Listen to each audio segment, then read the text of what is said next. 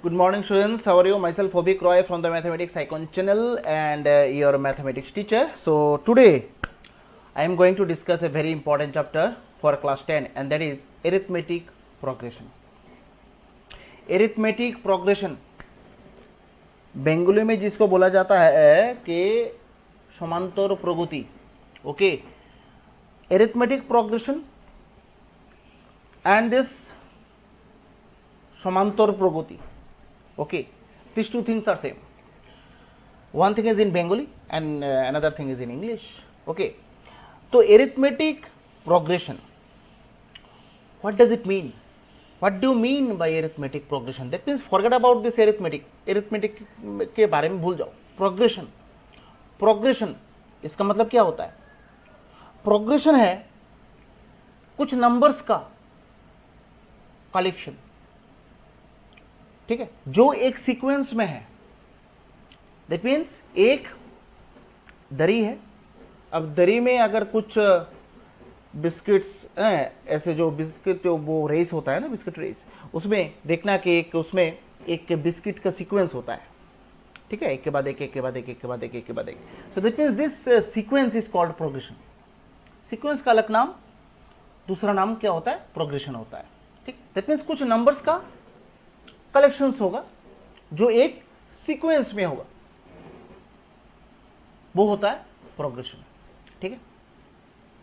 So now the question is what is arithmetic progression.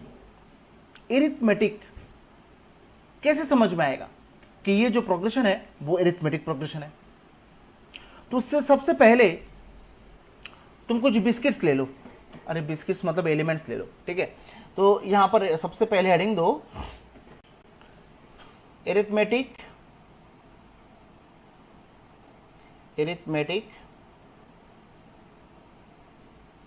progression. ठीक है, arithmetic progression बहुत ही important chapter है class 10 का. ठीक है, मोस्ट इंपॉर्टेंट चैप्टर. ठीक है, क्लास 10.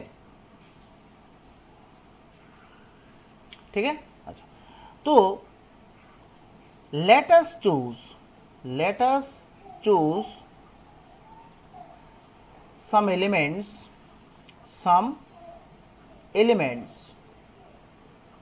कुछ एलिमेंट्स या फिर बिस्किट्स मैंने चूज किया है. Suppose A1 A2 A3 A4 dot dot dot dot करते करते कहां पर AN, मतलब यहां पर n नंबर ऑफ चॉकलेट्स हैं या फिर n नंबर ऑफ बिस्किट्स हैं, n नंबर ऑफ एलिमेंट्स हैं. अब n, अब बोलोगे सर ये n क्या है, कहाँ से आ गया n? अरे n कुछ नहीं है, just total number of biscuits, total number of pens, total number of whatever.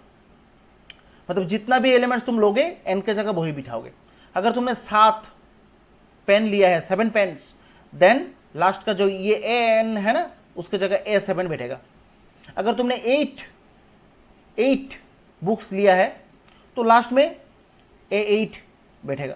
ये कोई नया चीज नहीं है, एकदम सिंपल कॉन्सेप्ट है. सो ये एक सीक्वेंस होता है, कुछ एलिमेंट्स का कलेक्शन होता है. नाउ दिस एलिमेंट्स, अब ये जो एलिमेंट्स हैं ये एपी में है कि नहीं, ये कैसे वेरीफाई करेंगे भाई? ऑल टाइम ये एपी में ही होगा. दैट मीन्स एरिथमेटिक प्रोग्रेशन में ही होगा.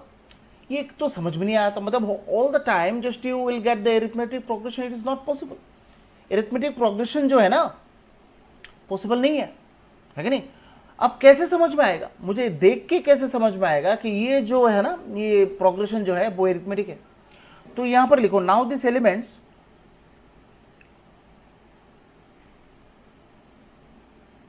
Are in AP. That is AP में होगा तो क्या होगा? देखो यहां पर A2 minus A1, A3 minus A2, A4 minus A3, A5 minus A4, ऐसे करते करते करते करते करते करते करते लास्ट में जाएगा AN माइनस AN माइनस 1. ये आप बोलोगे सर ये आपने क्या लिखा है भाई, ये तो खतरनाक दिख रहा है मुझे। भाई यहाँ पर कुछ नहीं, ये जो एलिमेंट्स आपने लिया है ना, ये A1, A2, A3, A4, ये जो एलिमेंट्स आपने लिया है वो सब एलिमेंट्स के बीच डिफरेंस सेम आएगा। दैट मीन्स ये जो एक दूसरे के साथ एलिमेंट्स चिपका हुआ है ना, देखो A1, A2, मतलब 2 कंसेक्यूटिव नंबर्स, एक के बाद एक, कंसेक्यूटिव मीन्स एक के बाद एक, जो नंबर्स आपको दिखाई दे रहे हैं वो दोनों नंबर्स के बीच डिफरेंस हर जगह सेम होगा। इसलिए मैंने यहां पर लिखा है, देखो A1 और A2 के बीच डिफरेंस ये लिखा, फिर A3 और A2 के बीच डिफरेंस ये लिखा, फिर A3 A4 के बीच ये लिखा, फिर A4 A5 के बीच ये लिखा। ऐसे करते करते AN है, उसके सामने जो है ना AN-N तो है ना, जितना पीछे आओगे उतना एक एक एक एक कम होता रहेगा, जितना सामने जाओगे उतना एक एक बढ़ता रहेगा। देखो यहां पर साफ साफ दिखाई दे रहा है, A1, A2, A3, A4, जितना सामने जा रहे हो उतना 1 इंक्रीज हो रहा है, और जितना पीछे आओगे ऑब्वियसली 1 डिक्रीज होगा। तो यहां पर देखो ये दोनों के बीच डिफरेंस ये हर जगह सेम होगा।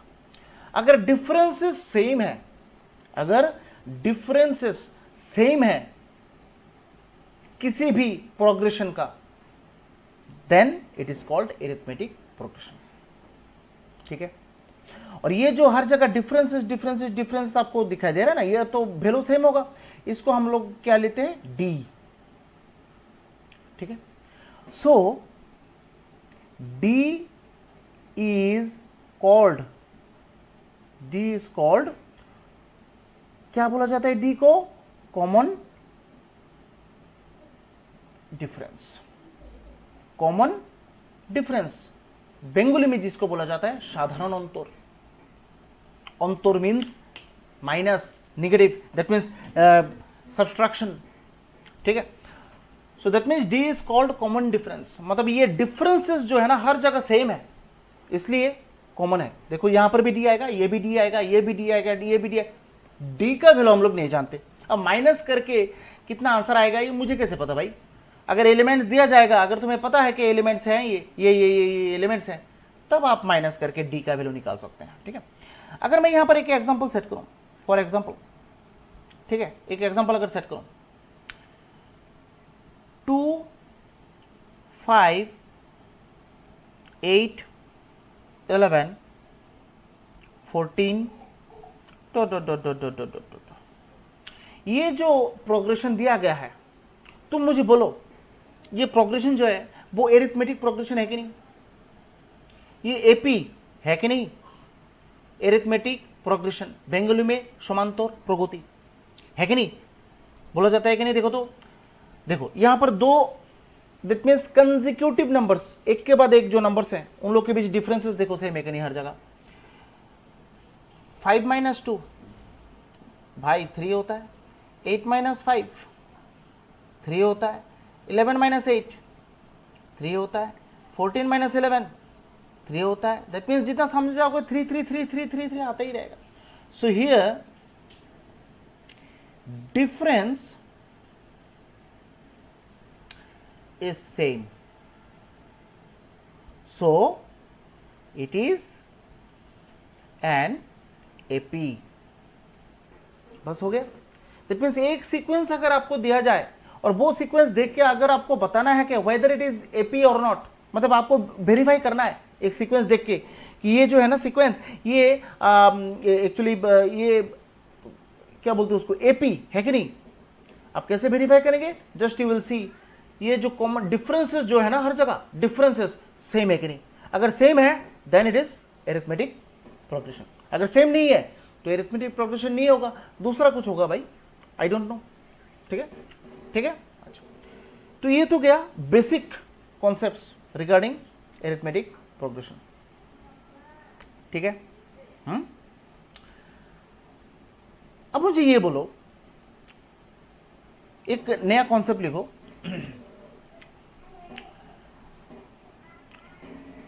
नया कॉन्सेप्ट लिखो, इफ फर्स्ट एलिमेंट, जो फर्स्ट एलिमेंट है ना, मतलब जो पहला एलिमेंट है वो ए है, और common difference equals to d है। तो ये जो एरिथमेटिक, ये जो सीक्वेंस होगा, क्या होगा भाई बोलो तो? कुछ देर पहले जस्ट एक एग्जांपल मैंने किया था, फर्स्ट एलिमेंट 2 था और कॉमन डिफरेंस कितना था? 3। तो हम लोग क्या करेंगे, 2 के साथ ऐसे 3 प्लस करते जाएंगे, है कि नहीं? तो 2 के साथ 3 प्लस करेंगे 5 मिलेगा, 5 के साथ 3 प्लस करेंगे 8 मिलेगा, 8 के साथ 3 प्लस करेंगे 11 मिलेगा, फिर से 3 प्लस करेंगे 14 मिलेगा। ऐसे करते करते, that means if you add this 3 with the consecutive elements, then you will get to one sequence and this sequence is AP, है कि नहीं? तो दैट मीन्स जो भी यहां पर कॉमन डिफरेंस रहेगा वो ऐड करते जाना है आपको, तभी आपको सीक्वेंस मिल जाएगा, ठीक है? तो यहां पर अगर फर्स्ट एलिमेंट ए है तो यहां पर क्या है? फर्स्ट एलिमेंट ए, ठीक है? The AP is first element A है। उसके बाद कौन सा एलिमेंट आएगा बोलो तो? कॉमन डिफरेंस कितना है? डी, मतलब डी प्लस करते जाना है, that means A plus D, है कि नहीं? फिर उसके बाद ए प्लस 2d, फिर उसके बाद ए प्लस 3d, फिर उसके बाद ए प्लस क्या बोलते हो 4d, इसके बाद ए प्लस 5d, मतलब d प्लस होते गया, just you can see A plus 6d। ऐसे करते करते जो लास्ट एलिमेंट है, लास्ट एलिमेंट वो ए प्लस, यहां देखो d का कोफिशिएंट 1 2 3 4 ऐसे जा रहा है ना, और यहां पर d नहीं था, दैट मीन्स 0 है। यहां पर d नहीं था, दैट मीन्स 0 है। दैट मीन्स यहां पर टोटल नंबर ऑफ एलिमेंट्स तो n होगा, और यहां पर क्या होगा? n minus 1 into D. अब बोलोगे सर यहां पर n माइनस 1 क्यों होगा? अरे भाई यहां पर d जो है ना, एक एलिमेंट बाद से शुरू हुआ है, स्टार्टिंग से d था क्या? स्टार्टिंग से d था? नहीं था। अगर स्टार्टिंग से d होता, if you would have got this d from the starting, then you could use nd, but यहां पर एक टर्म छोड़ के सेकंड टर्म से d शुरू हुआ है, दैट मीन्स एक कम हो गया ना, तो यहां पर टोटल n था, अगर एक कम हो जाता है तो क्या होगा? n माइनस 1 होगा, है कि नहीं? सो a फिर a plus D, a plus 2d, ऐसा चलता रहेगा। तो ये जो है ना, ये a एक्चुअली ये क्या है? a1, ये क्या होगा? a2, ये क्या होगा? a3, है कि नहीं? ये क्या होगा? a4, ये क्या होगा? a5, ये a6, है कि नहीं? ये a7 dot dot dot dot dot dot, ये क्या होगा? an, है कि नहीं? ठीक है। तो यहां पर एक सिमिलरिटी आप देख सकते हैं, जब आप सेकंड टर्म निकाल रहे हैं, सेकंड एलिमेंट निकाल रहे हैं, तब डी का कोफिशिएंट 1 होता है। जब आप थर्ड टर्म निकाल रहे हैं, डी का कोफिशिएंट 2 होता है। जब फोर्थ टर्म निकाल रहे हैं, तब डी का कोफिशिएंट 3 होता है। जब फिफ्थ टर्म निकाल रहे हैं, तब देखिए डी का कोफिशिएंट जो शोहग होता है, बंगाली में बोला जाता है शोहग, डी का शोहग। A6 मतलब देखिए भाई डी का 5, A7 मतलब 6d होगा। ऐसे करते करते n मतलब n minus 1। So that means अगर आपको बोला जाए कि फाइंड द फिफ्थ टर्म, तब आप कैसे लिखेंगे? a प्लस 4d, जस्ट 1 कम कर देंगे। फाइंड द सेवेंथ टर्म, इसका मतलब क्या है? a plus 6d। तो here we can see, here we can see, क्या देख सकते हैं भाई? an equals to a plus n minus 1 into d. भाई उसको पूरा बॉक्स में रखो, एक्चुअली ये एक फॉर्मूला है, ठीक है। nth टर्म ऑफ एपी, मतलब किसी एपी का अगर तुम्हें nth टर्म निकालना है, दैट मीन्स आप देख सकते हैं यहाँ पर an इक्वल्स टू ये है। nth टर्म अगर आप निकाल रहे हैं, तब ये फॉर्मूला आप यूज कर सकते हैं, that means an equals to a plus n minus 1 into t. ठीक है, ठीक है ना? सपोज एक एग्जांपल मैं आपको दे रहा हूं, if first term 5 and common difference, ठीक है, common difference 3, then find the 15th term, मतलब 15 नंबर टर्म आपको निकालना है। 15 नंबर टर्म, दैट मीन्स कैसे लिखेंगे भाई उसको, A15। 15 नंबर टर्म कैसे लिखेंगे, A15, ठीक है ना। अब मैंने क्या बोला था, अगर यहां पर ये सीक्वेंस देखो, A15 को देखो तो ऐसे लिख सकते हैं कि नहीं, A+14D, एक कम होगा, मैंने बोला था। तो यहां पर A का वैल्यू आपको पता है 5 + 14 इंटू D का वैल्यू पता है यहां पर 3, तो क्या होगा 5 + 42, that is 47, that means 15th term यहां पर क्या होगा 47 होगा। 15th टर्म यहां पर क्या होगा 47, ठीक है ना। अब इसमें बोलोगे सर इसमें अगर मैं बिठाऊं, n के जगह 15 बिठाओ, तो n के जगह 15 बिठाओ, क्या होगा A15, A+15 - 1 into D, that means A+14D। अरे यहां से तो ये सब फॉर्मूलाज बनाए, ठीक है ना, ये सीक्वेंस से ही तो ये फॉर्मूला बनाए, ठीक है ना। तो आप डायरेक्ट यूज कर सकते हो, without using this formula you can solve this type of questions directly also, directly आप यूज कर सकते हैं, कोई प्रॉब्लम नहीं है, ठीक है। तो ये एकदम सिंपल पैटर्न का क्वेश्चन है, एकदम सिंपल है, बहुत ही इंपॉर्टेंट होता है इस टाइप का क्वेश्चन है। अगर सपोज सेकंड क्वेश्चन अगर आपको बोला जाए, इस टाइप का अगर क्वेश्चन दिया जाए,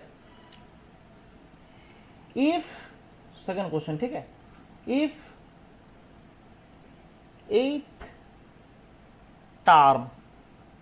8th term of AP is 132 and 8th term क्या दिया हुआ है, 8th टर्म क्या दिया हुआ है 132, ठीक है।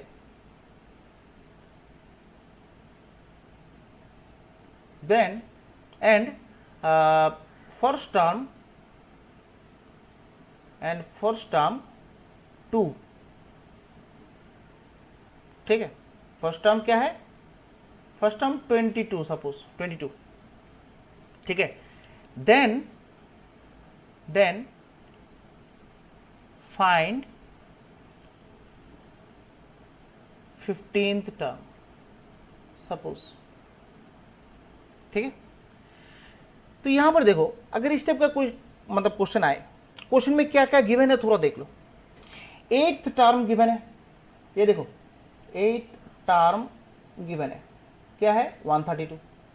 अब 8th टर्म कैसे लिखेंगे, अब कोई भी एपी हो उसका first term equals to 22, common difference हम लोग नहीं जानते, common difference equals to d ले लेते हैं, ठीक है ना। तो 8th term that is A8 equals to कितना दिया हुआ है 132, ये गिवन है क्वेश्चन में, ये गिवन है कि नहीं। अब A8 को कैसे लिखते हैं, A प्लस क्या कैसे लिखेंगे बोलो 7D, A plus 7D equals to 132। अरे भाई उसमें A का वैल्यू 22 है और इधर 7D है, इक्वल्स टू 132, ठीक है। तो यहां पर 7D equals to 132 minus 22, that means D equals to 110, है कि नहीं, 10/7, तो D का वैल्यू 110/7, D का वैल्यू मिल गया, ठीक है। फर्स्ट टर्म तो क्वेश्चन में गिवन है। नाउ आपको क्या निकालना है, अभी 15th टर्म निकालना है, दैट मीन्स A15 निकालना है।